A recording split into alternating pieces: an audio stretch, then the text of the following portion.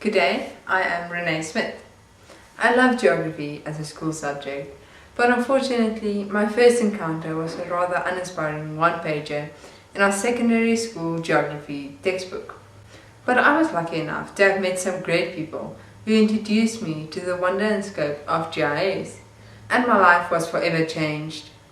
I opted to study BSc Geoinformatics at the University of Pretoria, where we were introduced to the theory and science behind the wow aspect of GIS, using both open source and ArcGIS from Esri.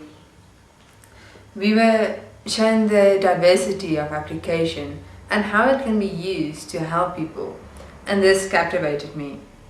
Although it has not always been easy, GIS is not just my field of study, it is also my passion. And through the growing knowledge, my passion and that of my peers has grown. In my search for a third-year project theme, I recalled the lack of GIS stimuli at the secondary school, and I reviewed literature about the current GIS education status for South African schools. I found a great disparity in spatial and computer literacy. In a large sector of our education system, there is a severe lack of available material. In an attempt to entice students, I created a digital show and tell game, and my choice to take programming electives during my course was a key aspect allowing me to do this. The game explains some of the basic GIS concepts and takes them through a basic GIS research process in just a few steps.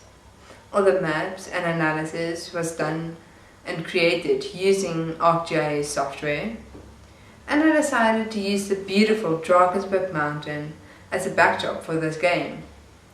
In the game, the player can choose the trail difficulty as well as the criteria, and this influences the scenery and the risk preferences in the game. At the end of the game, the final hiking trail is selected based on the required specifications, and a map can be created using the game interface. When introduced in local schools, it has shown to be an effective and alternative way to convey GIS concepts.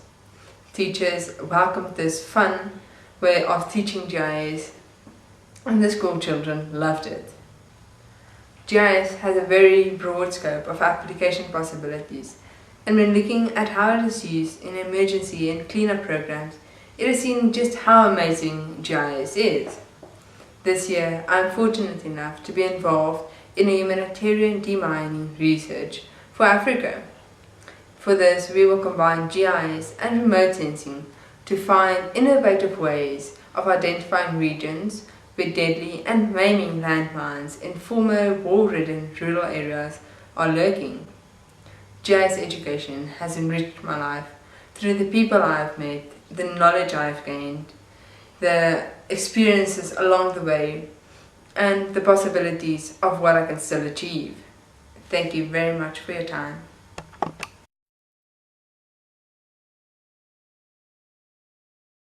I found a great disparity in spatial and computer literacy, and in a large sector of our education, there